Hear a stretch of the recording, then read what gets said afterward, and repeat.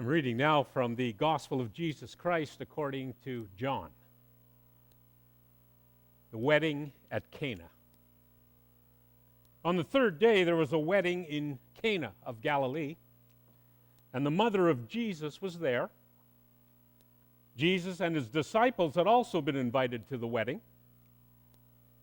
When the wine gave out, the mother of Jesus said to him, "They have no wine." And Jesus said to her, "Woman, what concern is that to you and to me?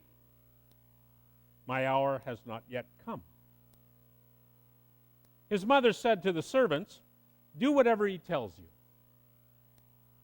Now, standing there were 6 stone water jars for the Jewish rites of purification, each holding 20 or 30 gallons. Jesus said to them, "Fill the jars with water." And they filled them up to the brim. He said to them, "Now draw some out and take it to the chief steward." So they took it. When the steward tasted the water that had become wine and did not know where it came from, though the servants who had drawn the water knew, the steward called the bridegroom and said to him, "Everyone serves the good wine first, and then the inferior wine after the guests have become drunk. But you have kept the good wine until now." Jesus did this, the first of his signs, in Cana of Galilee, and revealed his glory, and his disciples believed in him.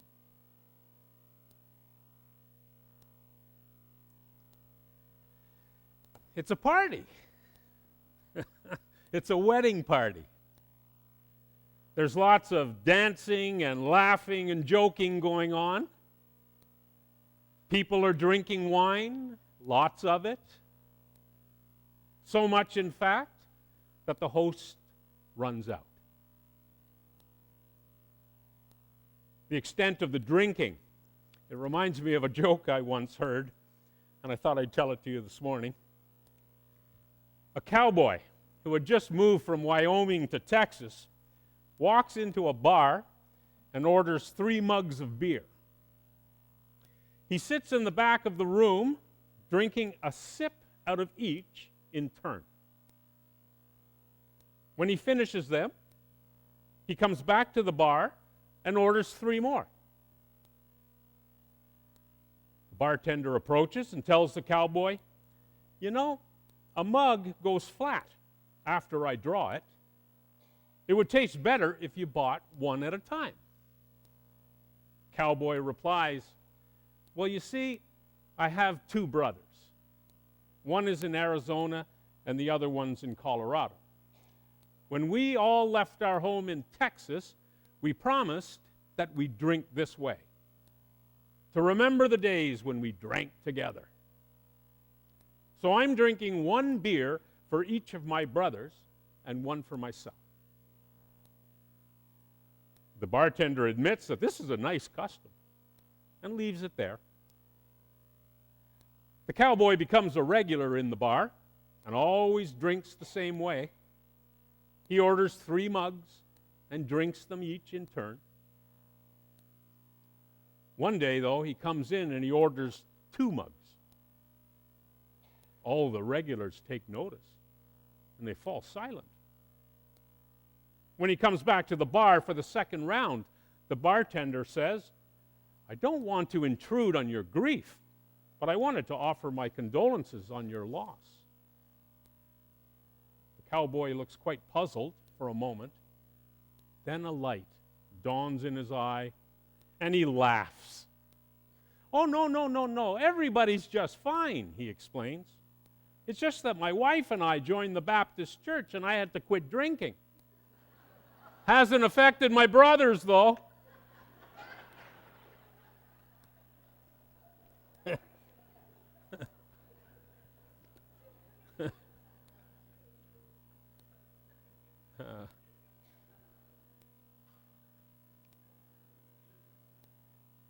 All jokes aside, the story about Jesus turning water into wine. It contains one of the most important messages in all of Scripture.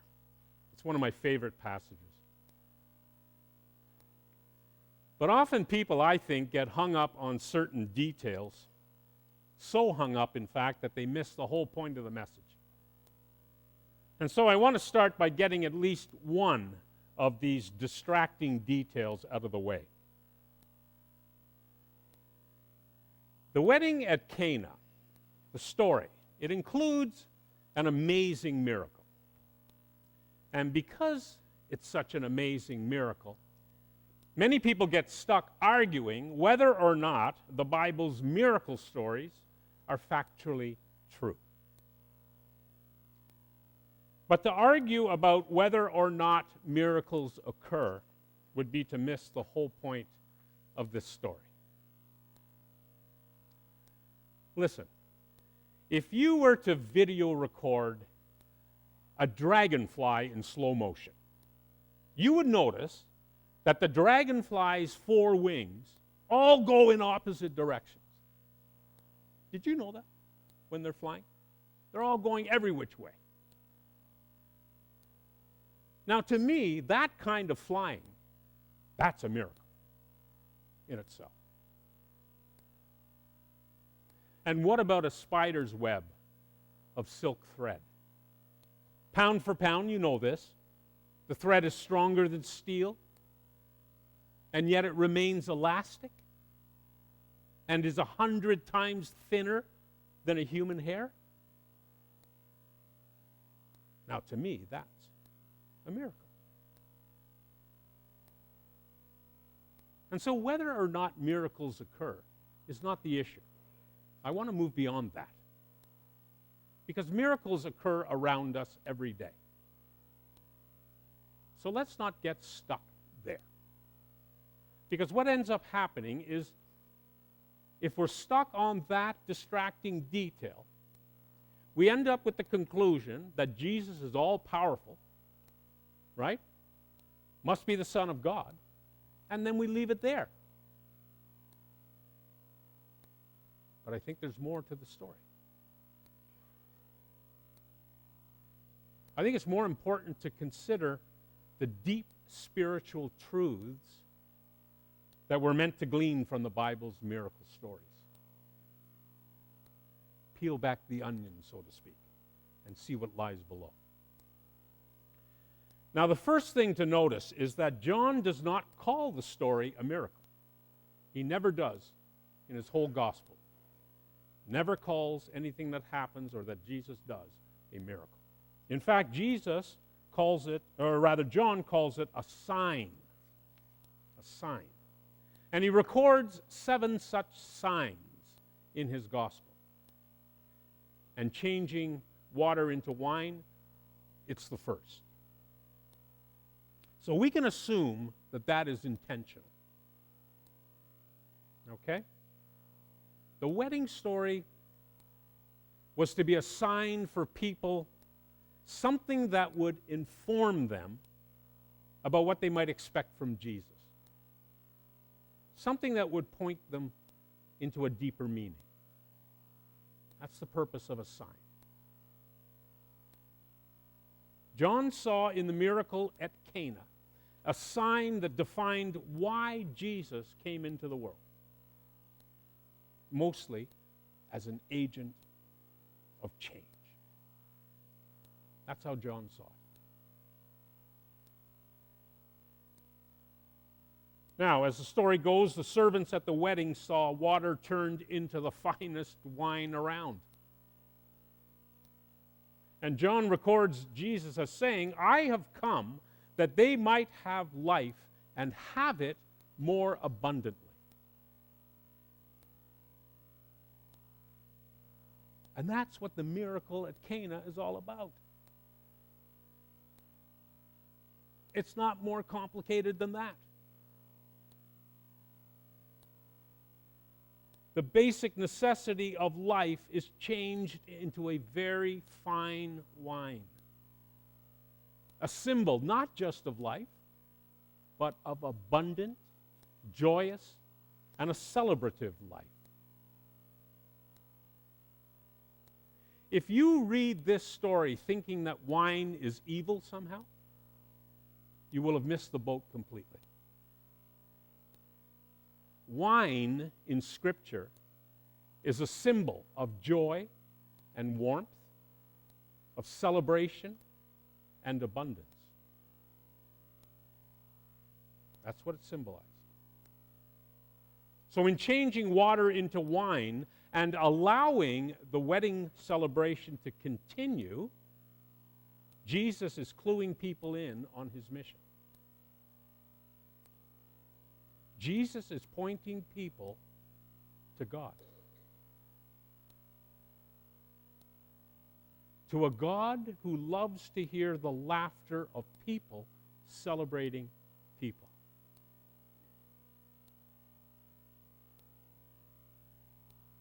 Unfortunately, the church often forgets this. The author, James McBride Dabbs, remembers religion in rural South Carolina, where he lived, as the opposite of life. He writes, religion was a day and a place. Religion was Sunday and the church. Almost everything else was life. Religion was a curious, quiet, and inconsequential moment. Wow. In the vital existence of a country boy. It came around every week, but it didn't seem to have much to do with the rest of life. That is, with life.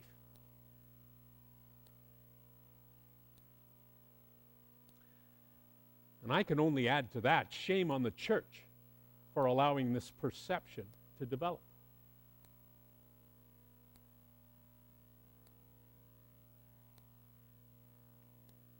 The sign at Cana tells us that Jesus served a God who puts joy into life, who thinks it's worth a miracle to keep the party going as we celebrate people.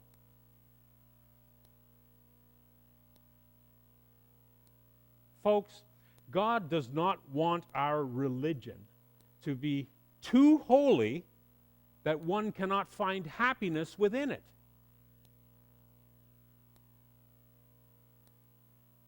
Throughout his life and ministry, Jesus celebrated people.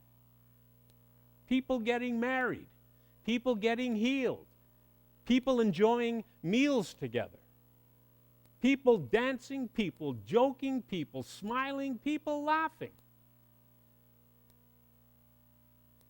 That's the Jesus I know.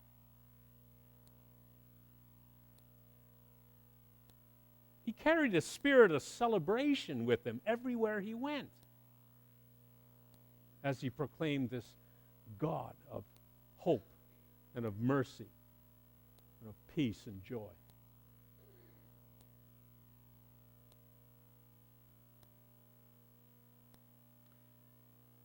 And there's something else.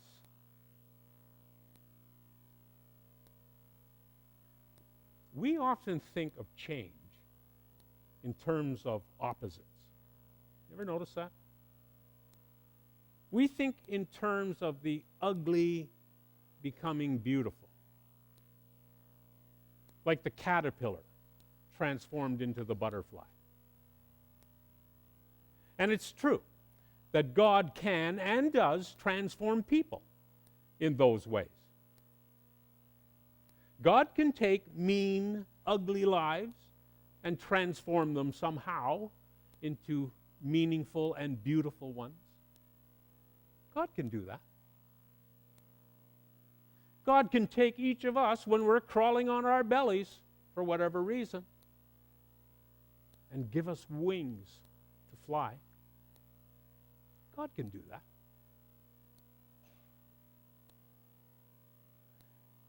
But there's another type of transformation that's being modeled in our story this morning. Think of this. At Cana, the object of change is something that is already good and pure and necessary. There's nothing that needs fixing in the water. You ever consider that? There's nothing wrong with the water. Water is good. Ask all the farmers around the county. The message of transformation at Cana is not about making the bad good. It's not about that. It's about making the good even better.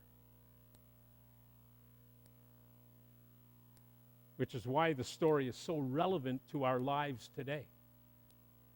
Let me explain. The story is first of all, about the law and Judaism. The jugs that Jesus had filled with water were the water jugs used in the purification rites, right? The ceremonial washing. They were there so that the wedding guests could comply with Jewish law. Now, Jesus takes that ritual water and turns it into something that would not satisfy the law. Because washing your hands in wine does not count.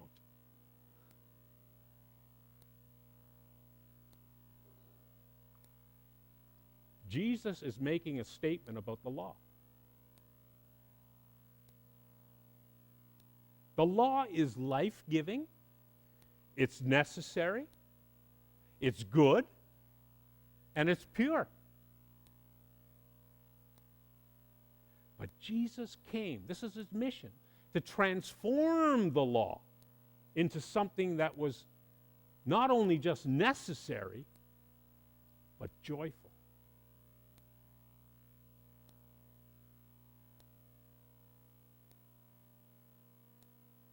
Whole new slant on church, isn't it?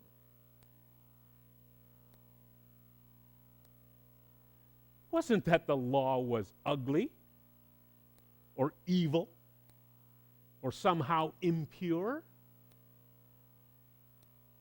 And we often tend to bash it a bit. The law was good. The law was holy. Jesus transforms the law. Jesus fulfills the law. So what is happening is Jesus takes the wholesome duty of the law and injects it with some love and joy. So he makes the law into something more than plain water. He makes it into wine.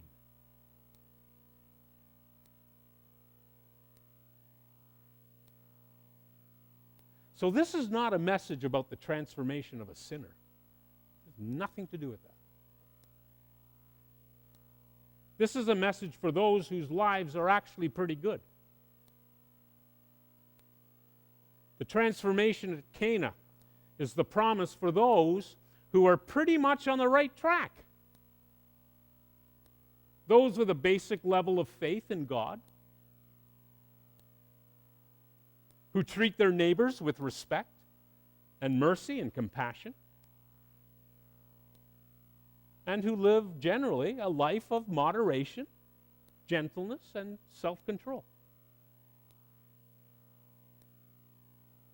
Can you see ourselves kind of in this mix? Hopefully. This is a message for those whose life is like water. Good, nourishing, self-sustaining. And the message is, I think, lighten up. have a party. That came from Barry and Sue. And the rest of them, I'm sure.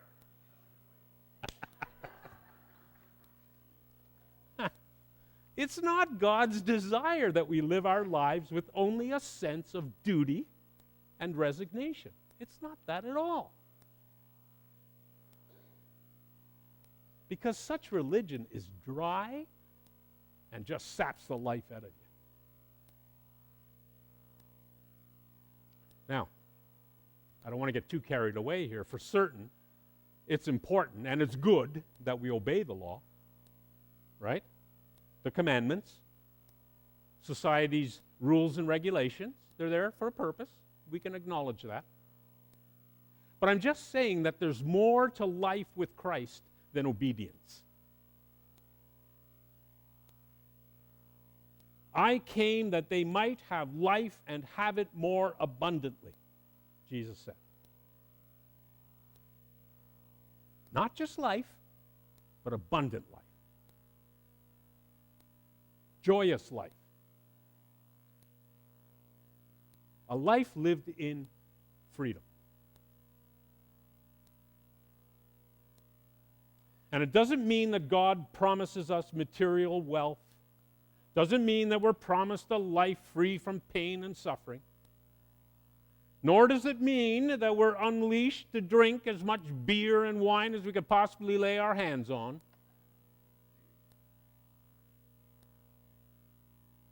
What it does mean, however, is that when the water of our lives becomes wine through the touch of Christ, it becomes wine. Even the worst circumstances of our lives can offer us up a richness and a depth that we never knew was there before.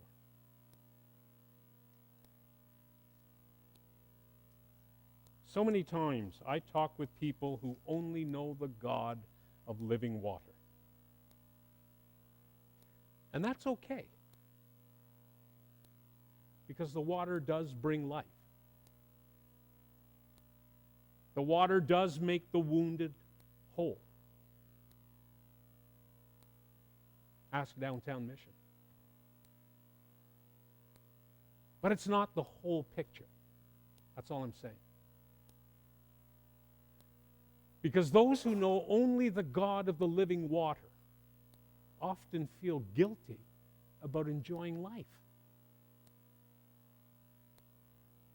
They avoid the dancing, the laughing, the joking, even having a drink or two. They know that their faith is important and necessary. But really, deep down, I bet you they feel it's so deadly dull and hard and tedious.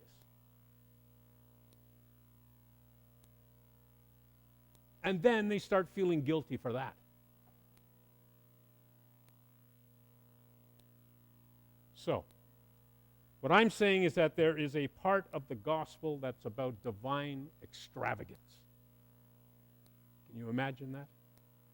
Not in terms of material possessions or getting our way all the time or overdoing things. Not that. Christian joy does not spring from the same source as happiness in the world. It's not the same. But it comes from realizing that once we've made the decision to drink the living water of Christ, that water, if we let it, can become wine as it touches our lips. It's up to us. Serving a God whose name is love, not duty, brings not just life, but abundant life. So in conclusion, what do people see in town when they look at us?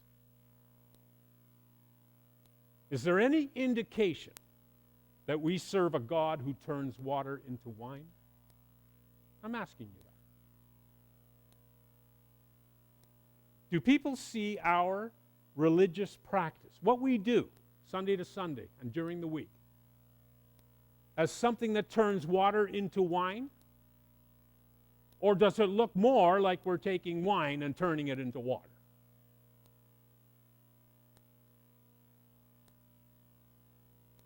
Are we merely living life? Or are we living it abundantly? Just some food for thought, folks. Or better yet, maybe just a little wine for your soul.